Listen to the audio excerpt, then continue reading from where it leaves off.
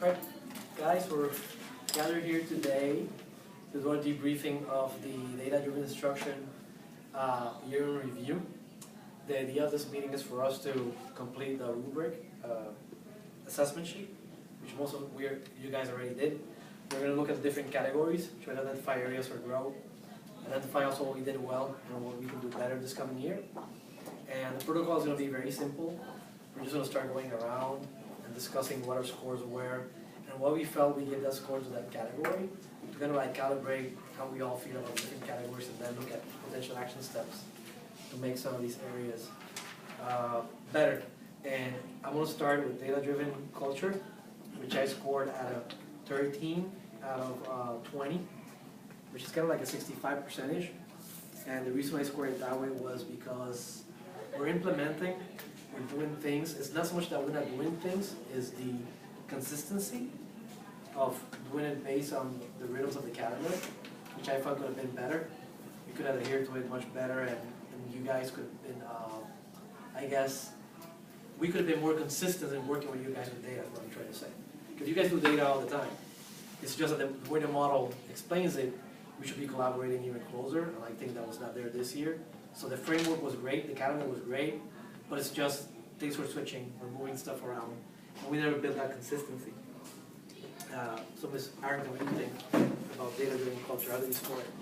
I scored it at a 15. I think a lot of it is there on what we're doing. Just listening to what you just said, I think sometimes things that we do, we're just trying to hit the calendar and we go through it quickly. As you mentioned, I think we all look at data, we do it individually. So I don't think there's a need for, when we do common assessments, I like that they do say 4 to 6. That doesn't mean we need to have 6.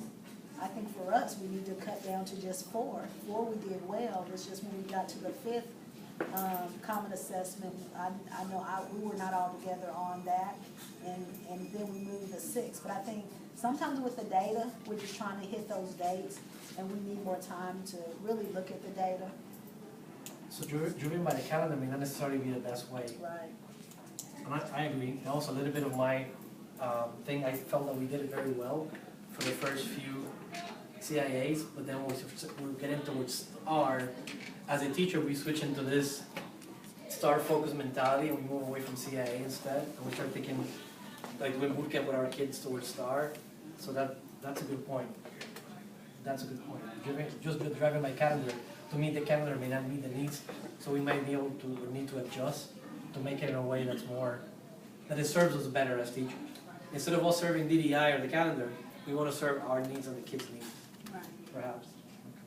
I agree. Would everybody agree with that? Because the first 4 common assessment we did okay, but it's just like getting down to the 5th and 6th when STAR came up, it didn't work. It didn't work because we had to adjust.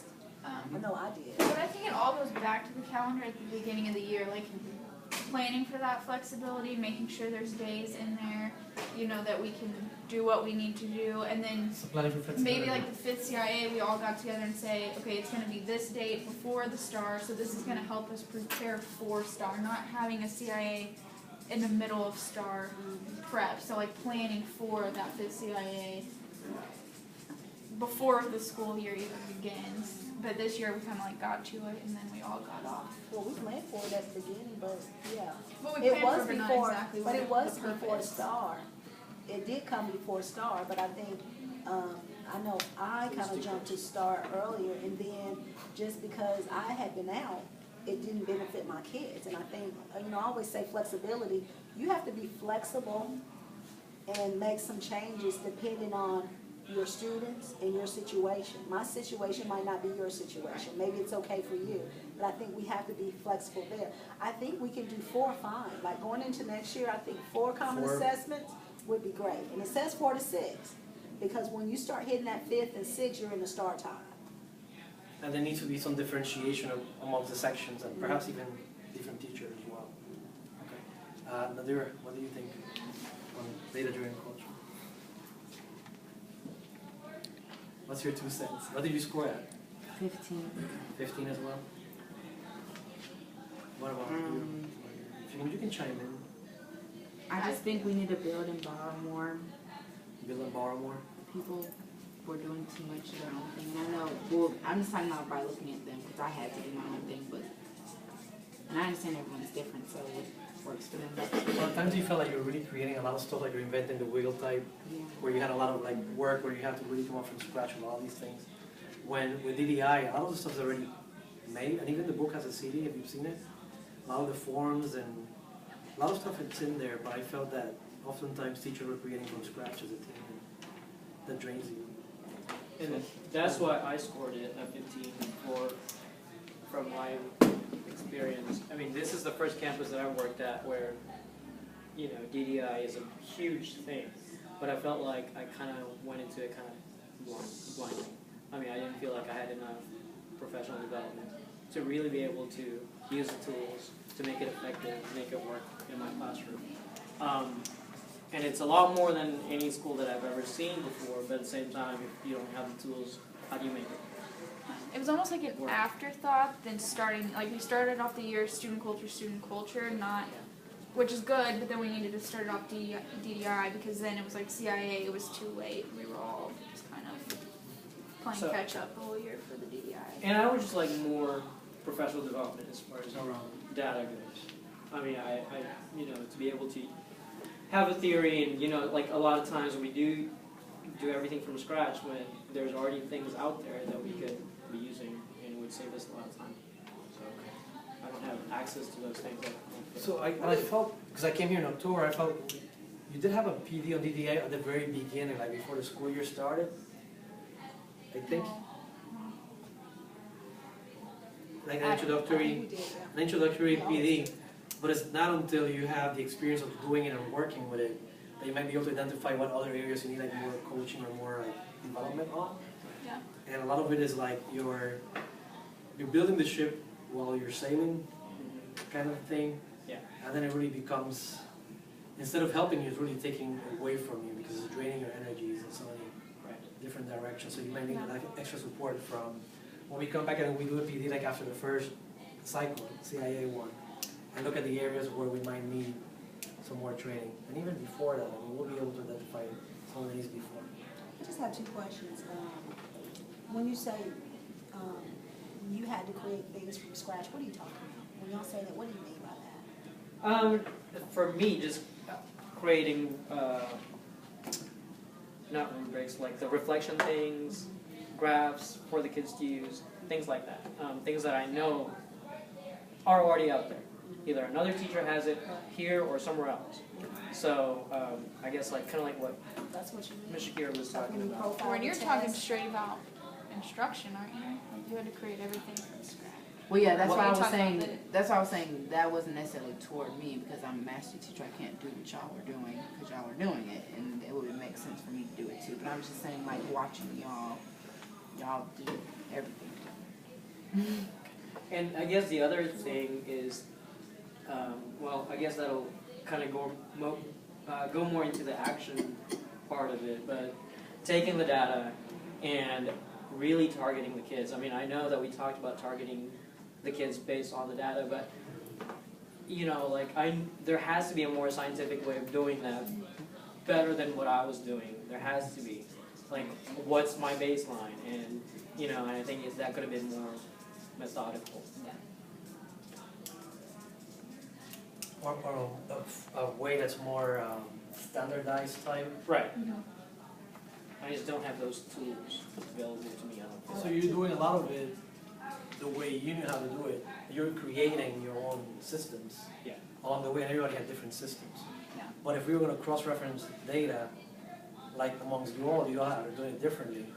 So there's kind of like a disconnect between the CIAs, yeah, you're putting those together, but then when it comes to the implementation of actually driving the instruction itself, then you're falling back on your skills, doing your lesson plan in your own way.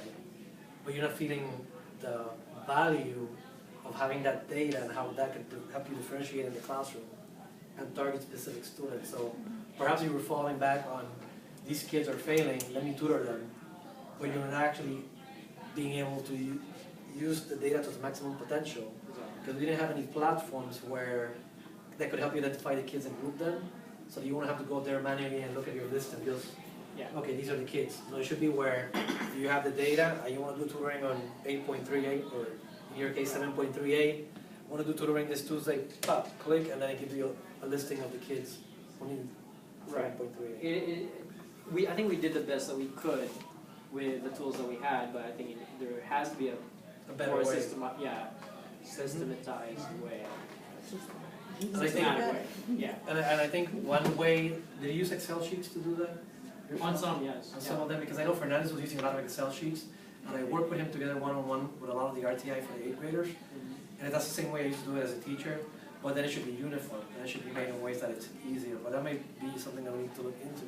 Because the Euphoria works great for me, to monitor what you're all doing, but I don't think it works, it's not a two-way street that allows you to really facilitate what you're doing. I think that oftentimes you're doing a lot of heavy lifting on your side to make DDI work, and we gotta figure out a way where we have the platforms or the system that will make it easier. Because the cycle goes by very fast. So I think that for you to sit down and analyze and put in paper, like, we need to target what peaks every 6 weeks, I mean, before you know it, the next CIA is on top of you again. And that's where I feel a little bit that we need to really tweak it, so that you can focus on instruction and follow-up instruction to like help the kids master, versus you trying to figure out how to put the systems together to make it work. I just wanna add something. I think, cause it kinda scares me when I kinda hear what you're saying, because I'm not a person who likes to just stay in this mode and everybody's doing it this way, cause I'm an individual, and I feel like I know what's best for my kids, and when we start talking about everybody, it's okay to be on the same page, but everybody doing the same things, that scares me as a teacher, because I want to do different and individual things that I see fit for my kids. Now, I think some of the comments you're making is because you're fairly new teachers, and it takes time to build things, because a lot of things that I work with now, I built them over just a few years, and you build up. You create things, and the next year it's a little easier, but you also have to talk with other teachers and borrow more. See what they're using. But it's just, you know, I don't want to get stuck in, okay, this is a form we do for this is a form we do for that. That scares me, because I don't like that. Because I don't like form after form after form. But like what we do is profile the kids, just like every common assessment, we profile the kids. And some of I think we didn't have a set profile sheet. And I think maybe every teacher kind of made their profile sheet, and maybe going forward, we can have a set profile sheet, and we use that. And that's something when we create the common assessment, we create a profile sheet, and we can create that as a package, you know? And that way you can have the tools to use. But it just kind of scares me when we talk about everybody's doing something different, and that's okay. You can teach your kids different ways, and that goes with your experiences. But as you talk to teachers and see, well, what are you doing? It might not work for your kids, but it's working for my kids, because we have different demographics in our kids and how they learn and what we need to do. But I think what's very important is just talking to teachers, figuring out what they do, stopping by, what are you doing today? Okay, what do you have to work on? But I do agree, when we do our common assessments, let's go ahead and make sure there's a set profile sheet and everybody's using the same thing. We let